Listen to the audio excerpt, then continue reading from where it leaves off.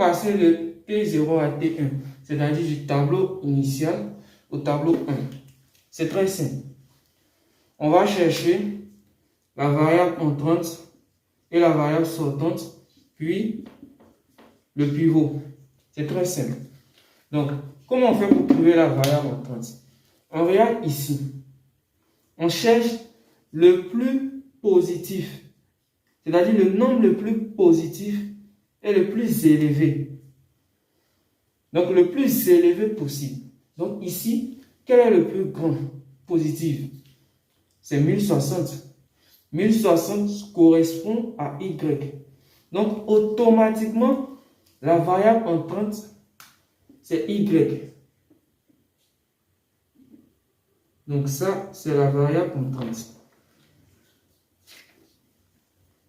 Donc, le plus grand nombre positif parmi cette ligne-là, c'est celui-là.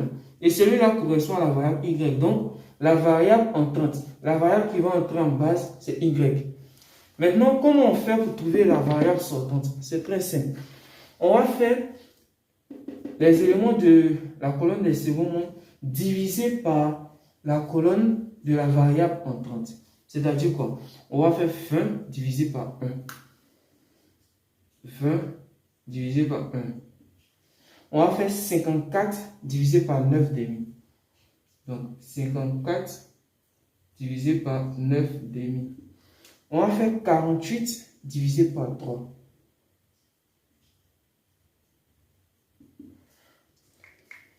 Donc, on fait 20 divisé par 1. On fait 54 divisé par 9 demi. 48 divisé par 3. Les éléments de la colonne des seconds nombres divisés par les éléments de la colonne de la variable entrante. Donc, qu'est-ce que ça fait?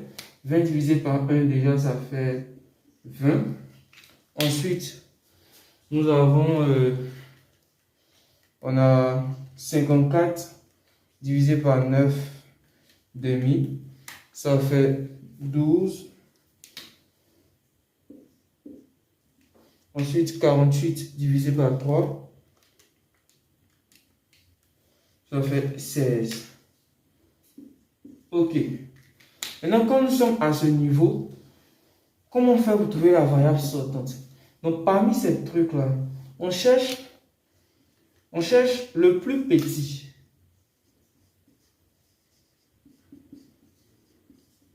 Le plus petit. Donc, parmi tout ça, on prend ce qui est le plus petit, mais il doit être positif. Donc, parmi tout ça, on prend le plus petit, mais il doit être positif. Positif, on t'a dit. Ici, le plus petit positif, c'est 12. Donc, automatiquement,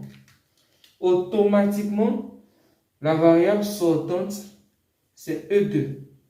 Donc, on va faire une flèche comme ça. Variable sortante. Donc, on a la variable entrante, on a la variable sortante. Ok. Maintenant, comment on trouve le pivot? Ok, c'est très simple. Pour trouver le pivot, c'est très simple. Si tu as un crayon, le pivot, c'est l'intersection.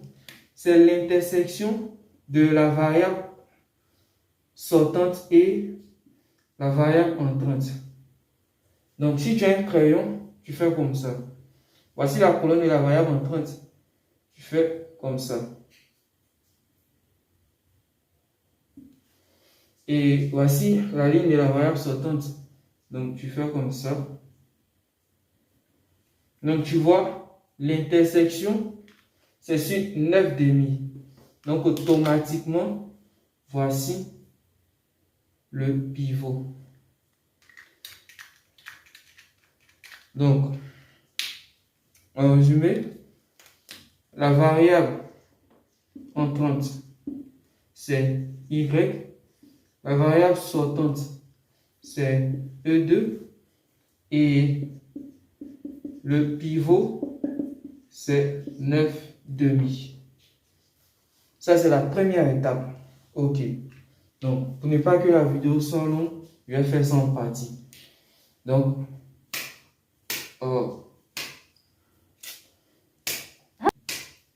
À la prochaine vidéo. Ciao.